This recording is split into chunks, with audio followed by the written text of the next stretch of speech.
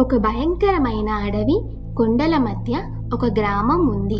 ఆ గ్రామంలో ప్రజలు అడవిలో ఏదో దుష్టశక్తి ఉందని, తరతరాలుగా తమను వెంటాడుతుందని భయపడుతూ ఉంటారు.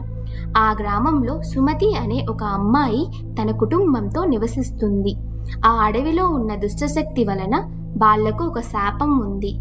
ఆ శాపం పోవాలంటే ఆ దుష్టశక్తిని అంతం చేయాలి. ఆ దుష్టశక్తి శతాబ్దాలుగా ఒక మాయలో బంధించబడి ఉంది. సుమతి ఒకరోజు ఊరిలో వెళ్తుండగా అక్కడ ఉన్న ఒక ముని తనను ఆపి, ఆ అడవిలో ఉన్న దుష్టశక్తి వలన తన కుటుంబానికి ఒక శాపం ఉందని, ఆ శాపం ఆ దుష్టశక్తిని అంతం చేస్తేనే పోతుందని, ఇంకా ఊరికి కూడా మంచి జరుగుతుందని చెప్తాడు.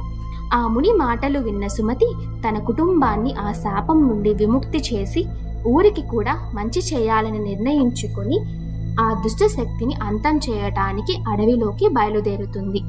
మాయలో బంధించబడి ఉన్న ఆ దుష్టశక్తి సుమతి రాకను పసిగట్టింది. అది ఆ మాయ నుండి బయటపడింది. అది ప్రతీకారంతో సుమతిని చంపాలని చూస్తూ ఉంటుంది. దాని శక్తి గడిచే ప్రతి క్షణం పెరుగుతూ ఉంది.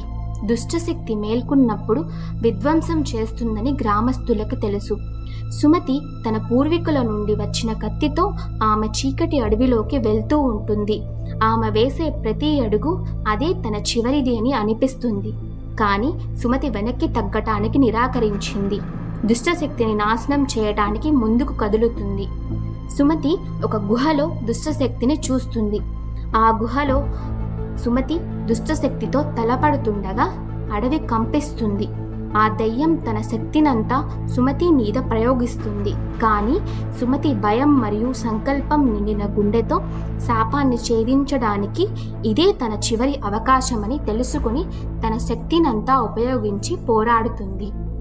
తన పూర్వీకులు ఇచ్చిన కత్తితో ఆ చీకటి రూపం ఉన్న దుష్టశక్తిని చీల్చి అంతం చేస్తుంది.